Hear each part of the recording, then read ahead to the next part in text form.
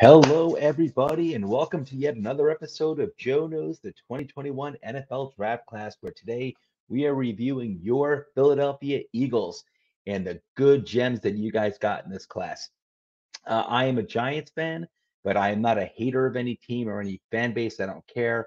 We're competitive. I just like my team to go on, win or lose. We move on to the next game. That's just the type of person that I am. So don't get scared off by me being a Giants fan. I'm very fair, and I think you guys did a great job with your draft class, in which we're going to review in 1 second. But just this is the part of the show where I just kind of explain where maybe if I have an emotional attachment with the team that I'm covering today, or just something that always intrigued me about teams. And for the Philadelphia Eagles, you guys have always had a team that always stands up for itself. They always play hard. And regardless of what generation of Eagles you're talking about, these guys have always come to play. They never lay down for anyone. And I respect that. And and also you fans, you Eagles fans, you guys are a good crew. You guys are really loyal to your team. And I really respect that a lot. So peace to all of you. I hope you enjoy this. And before we get to the juicy content, I just need to go through the bells and whistles and where you can find the show. And that is Apple Podcasts, YouTube, Podbean, Spotify, and Facebook, where we have two pages. One is Toilets to Titles, of course, and the other one is When a Family Breaks, where we basically trade in sports memorabilia. It's really cool. Check it out. Don't forget to hit that like and subscribe button. I appreciate it. Hey, it takes a not even half a second, just a flash. Bloop, hit that like button. It helps us out a lot, helps generate more traffic for us. And really appreciate all the positive feedback. And if you have a second, if you're not listening to us on Apple, if you can take about 30 seconds, go on over and give us a 5-star review on Apple, we'd really appreciate it. That helps us out a lot. And if you go to patreon.com/toilets to titles, you can learn how to further support the program. Thank you so much. And before we go any further, before we actually get into your picks, I just want to say that you'll see at the blue bar at the very, very bottom, this episode, of course, is dedicated to all Eagles fans. I like everything that all teams and all fan bases bring to our beloved NFL. It makes it the great sport that it is. But in particular, the Eagles fans that I know, and there are probably many more whose names I forgot to include on this list, but off the top of my head, a great bunch of guys that I know and kids. One is Tony, one is Kyle, one is Mike, and there was also a guy named Eric who I used to work with way back in the day, and he was an Eagles fan. And so if he happens to see this, Eric, I didn't forget about you, buddy. But anyway, no surnames used, no last names used for anonymity purposes. But if you guys see this video, you know who I'm talking about. Anyway, let's move on to your picks. You had a total of 9 picks altogether, including 3 in the 6th round.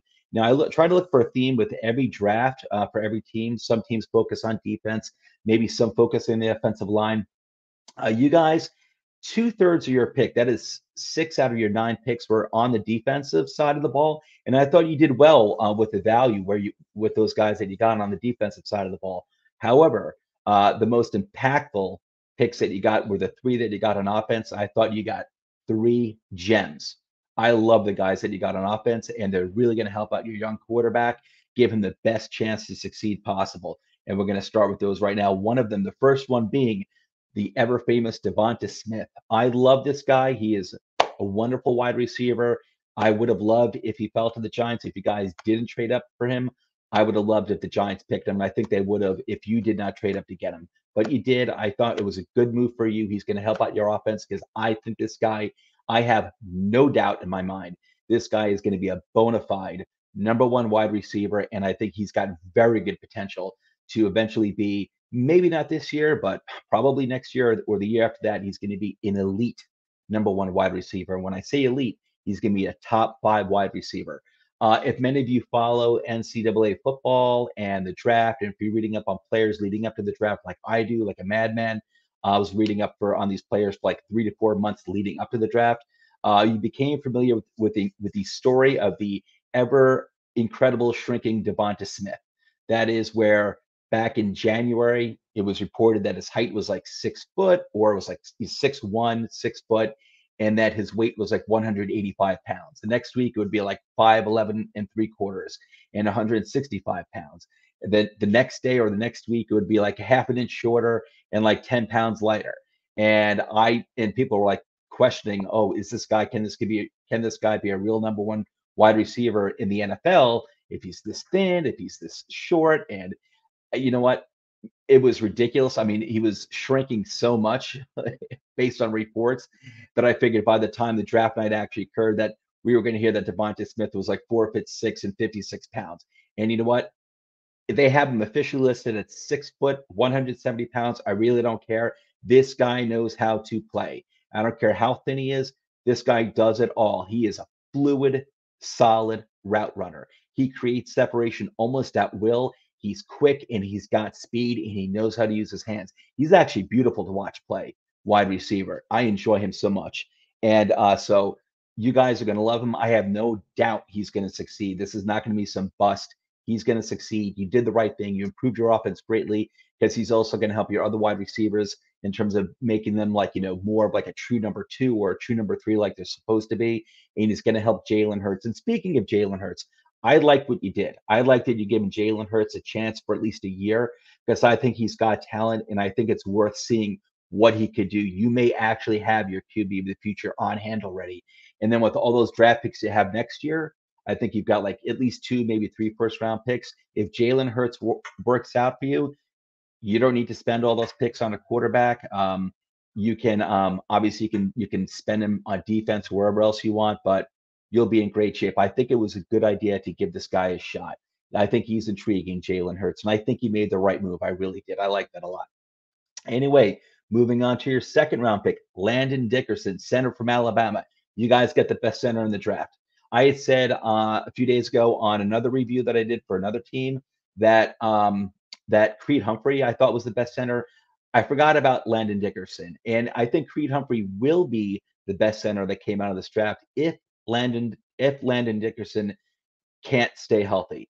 His main thing is that if he can stay healthy, you got the best center in the draft. And I think you got a probable future Pro Bowler. If he can stay healthy, he'll be your center for the next 12 years if he can stay healthy. But that's the big if, just because he's had a series of ankle issues throughout college.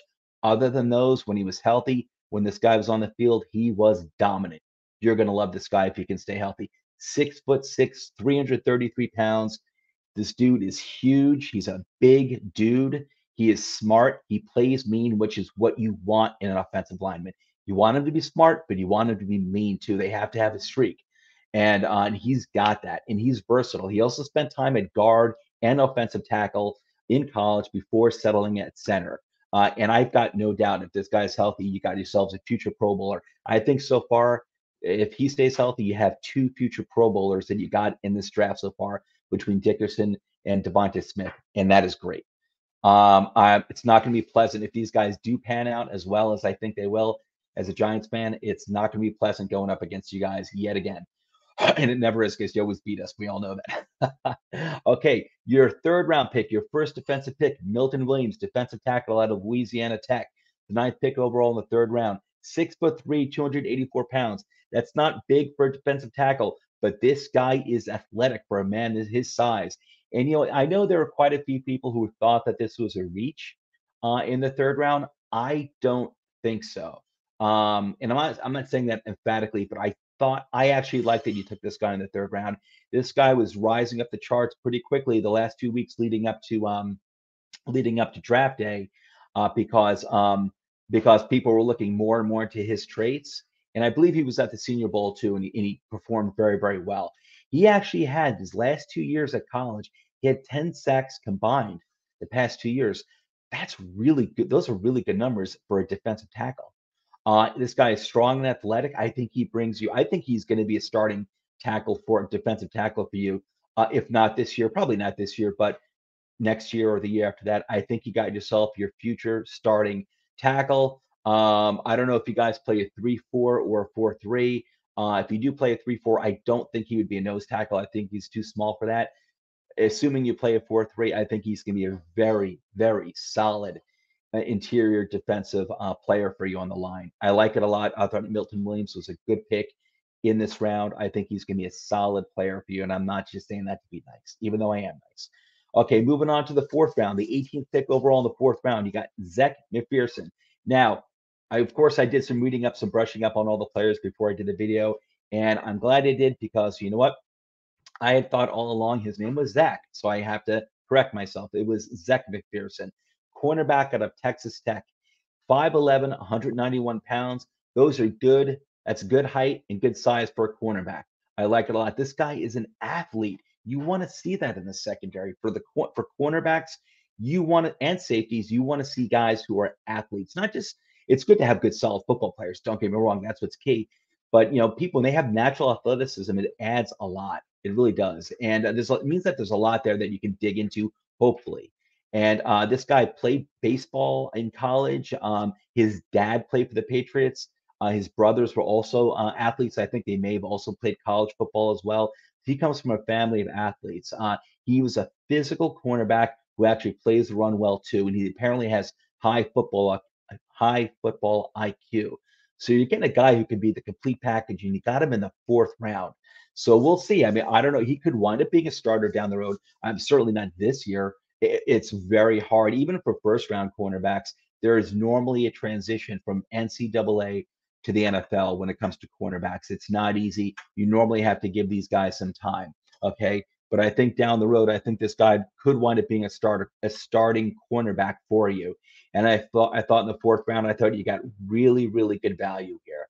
Now, like I said, your offensive picks, and we're going to get to the third and last one, I thought were absolute gems, but I thought your defensive picks, these guys might not wind up being like McPherson and also Milton Williams, who we just covered a second ago. They might not wind up being Pro Bowlers, but I think you got guys who have potential to be really solid starters.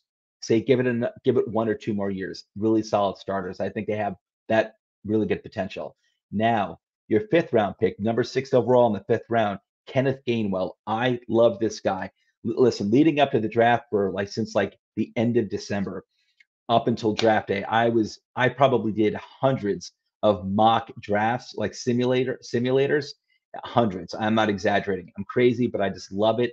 I find it to be so fascinating. And I was always trying to manipulate it where my Giants, if I were the GM, I drafted Kenneth Gainwell in the fourth round, and you got him in the fifth round. And I love this guy. This is a guy. Listen, I think Miles Sanders is a really good running back, but we all know he's had serious injury issues.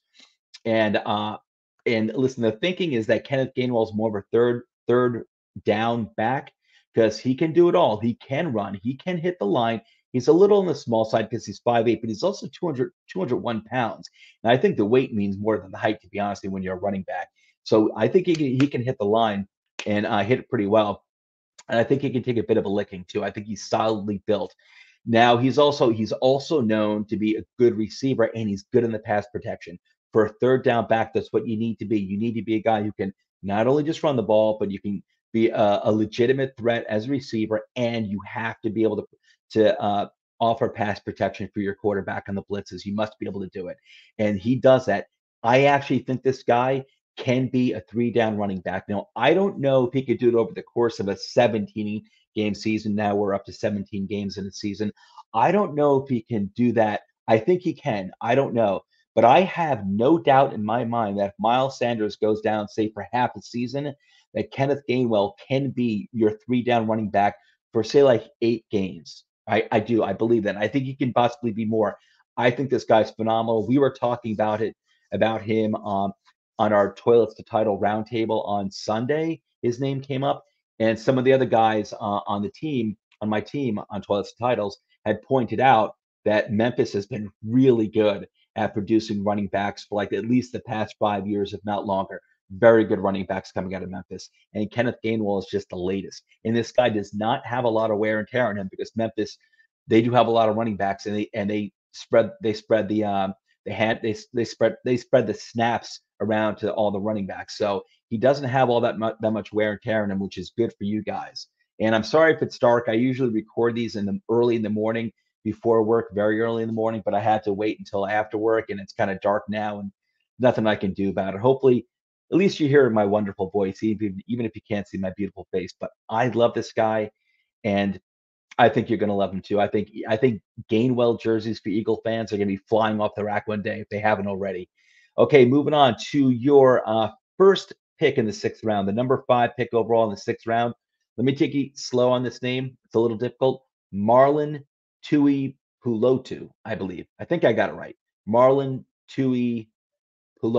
Okay, Tuipulotu. There we go. That's the last time I'm going to try it. Anyway, you got a defensive tackle who I thought would actually go in the fourth round. You guys got him in the sixth round. Good value. He's 6'2", 307 pounds. Nothing about this guy screams like, potential stud in the road down the road or anything like that. But you got this guy was actually, I think, would have been fair value in the fourth round. He's a run stopper. He's like your traditional defensive tackle. He's a run stopper, and he can play nose tackle and the three technique. So this guy can play if you're running a three-man front, he can play the nose tackle, or if you're going with a four-man front, he can play the three technique. So he gives you some versatility. That's good. I think he's best used in a four-man front.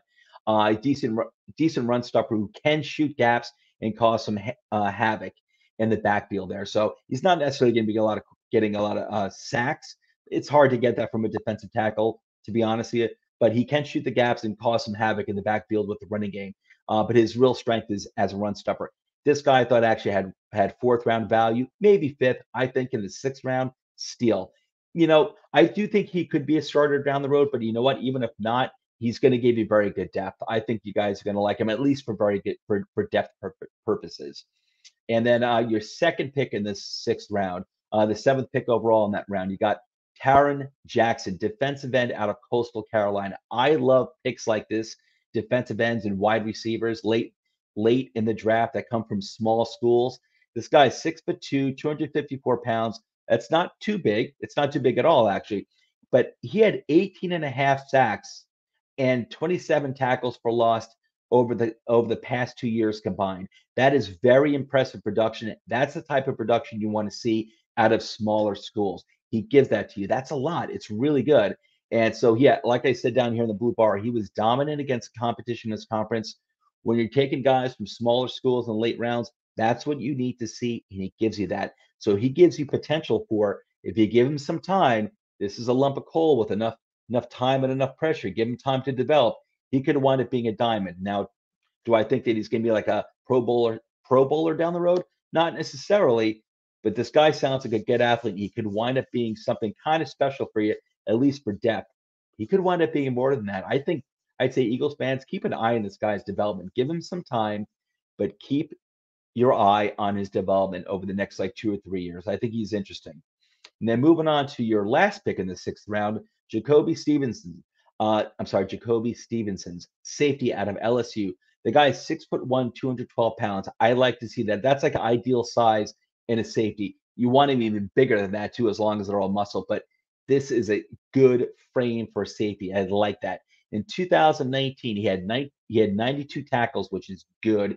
3 interceptions and 5 sacks. That means this guy was being used on the blitz quite a bit. 5 sacks for a safety is a lot. I don't care if it's the NCAA or NFL. That's a lot. Probably even more impressive for the NCAA because they only play like 13 games, I think, in a normal season. So that's good. He led the team in 2020. He also led the team in tackles, and he had 3 sacks in 10 games. That's a good amount. Again, 3 sacks for a safety in 10 games. That's good. And this guy was one of the leaders of the defense at LSU, and that's a big time program. I like leaders. It doesn't mean that they're going to be Pro Bowl players, but it means that they work with other, they're good in terms of working with their teammates, and they take responsibility for stuff. And leaders are the type of guys who show up early, are the last ones to leave, and they give it their all in terms of trying to improve the quality of the player that they are. So I like that a lot. That means a lot to me. You got this guy in the back end of the sixth round. I think that's great value for this guy. I absolutely love it. And he's versatile. Listen, he's more of a box safety, but he can also play linebacker, but that's great. You want that versatility back there. You have so many different types of coverages in the secondary. There are times when you might want to play him as a linebacker, or you might want to play him as the box safety, just to confuse defenses. So I think it's great. I thought this was a great pick, sixth round. I'm surprised he lasted this long. I really am. I'm not saying he's like a first round or anything, but I thought he should have went fourth round, maybe fifth round. But man, you guys got him in the sixth. You guys got some steals here. Let me tell you something. And your last pick, it was the sixth pick overall in the seventh round. You got Patrick Johnson, edge from Tulane. Guy's 6'2", 240 pounds. Again, not big for a defensive end, but he had 24 and a half sacks in his last 3 years combined, and he had a lot. I didn't even put the number down here, but he had loads of tackles for loss during his career at Tulane. This is a guy who was injured quite often, so he got these numbers even when battling injuries in college. That's impressive. And again, Tulane's not a big NCAA program, but you want to see domination when you're taking guys from small schools in the later rounds. I repeat myself, you want to see domination of competition, and that's what he brings, and that's what you're getting. There's nothing more you can ask for a seventh round pick. So the guy has a nose for the QB, and he can play the run. This guy's got the potential. If he could stay healthy, you give him some time to develop. He's coming from a smaller school. This is a guy who could wind up realistically being a 3-down starter for you. He can play the run and he can get to the quarterback. I'm not saying that he will. I mean, most likely, if he develops, he could wind up being good depth for you. But I'm saying, there's a chance. I think a realistic chance. Give him enough time, he could actually wind up being more than just good depth. Like I said, your offensive, just again in review of your whole class, your offensive players that you got, I thought are studs. Okay, I really believe that. And I think the defensive players that you got, the six defensive players, have more value for you than probably most people realize. I like them. I don't think they're necessarily going to be studs on the defensive side of the ball, but I think they're going to be solid players or solid depth players. And not everyone can be a Pro Bowler, and everyone needs depth. And I think you achieved that. I think your front office did a really great job. And again, I'm glad that you kept Hurts just because I think he's an exciting and an intriguing young quarterback, and I'd like to see him get that chance. I don't want to beating my Giants, but I'm glad to see that he's getting the chance. I like that guy. I think he's a classy young dude. I really like him. So before I go, please, these are the Twitter handles for me and all my fellow contributors and co-hosts here at Toilets and Titles. Are a great bunch of guys. We're a great team. We love pumping out content for you guys, and you're going to see more and more. We've got a lot going on. Some of it's going to be revealed soon, but we're going to have more and more content now that the NFL season's coming up. And we're bringing more people on. We're bringing our writers. A lot of good stuff coming, guys. A lot of exciting stuff. I'm really excited for us and for you. So, and also, please, before I go, don't forget to hit the like button, subscribe, hit the bell, give us that 5-star Apple review for a free shot at our Frankenstein League, which is a league that we've started. It's a fantasy league that we've started for you, the viewers, that we play, and we play with you. So we're in the league as well, and we have different rules. It's very fun. It's very interesting. I haven't done it. This is my first year, but it's going to be different, and I'm really looking forward to it. So anyway, everyone, that's a wrap here. I just want to say love you all. I love doing these videos for you guys, and I hope you enjoy them too. And we have a lot more content coming out over the next few weeks for all of you. So anyway, I'll be back tomorrow with another video. Peace. Love you all. Have a great night and have a great weekend.